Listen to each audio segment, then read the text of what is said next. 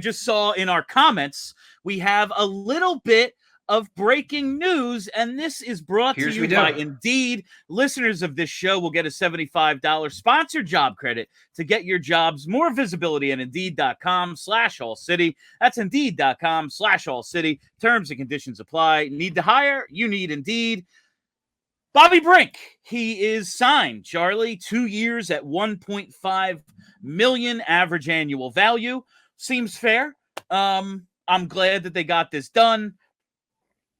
When they bought out Cam Atkinson, it seemed to signal, well, obviously that needed to happen, but also we need this kid to play every night. Like, he showed us some in the beginning of last season. He fell off, got demoted. Last game of the season, we all know he, along with Morgan Frost, sat for the second half of the game. It's part of the development process. Okay, if you say so, Coach.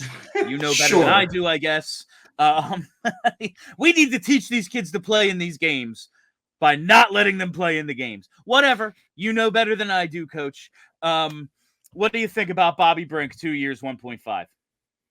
Yeah, this is just a logical contract. I don't think he showed enough to make anyone, including the fan base, comfortable giving him a super long-term extension, paying him like $4 or $5 million a year for 7 years. I don't think we quite know what the Flyers have in Bobby Brink, but he certainly should be part of this in the at least short term while they're trying to figure out who's going to be part of this over the long term. I think he showed something last year, and it's a fair value short-term contract. If you look at Evolving Hockey has a great contract projections model where they look at all the comparable statistical players to a guy who's up for free agency, and they take a guess on what his contract is going to be. It's by using their model. Their projected contract for Bobby Brink was a 2-year contract with a $1.587 million cap hit.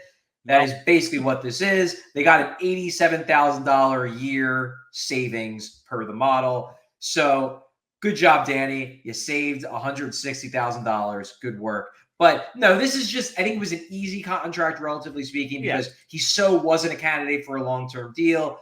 They got him on a 2-year contract with him getting about what he's worth. So now the only guy left as a restricted free agent who is notable is Yegor Zamula.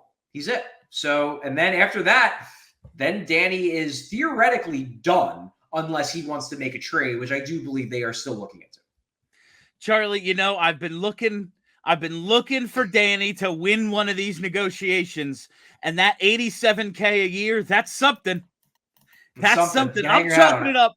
I'm chalking it up as a victory. We all silly like the mayor.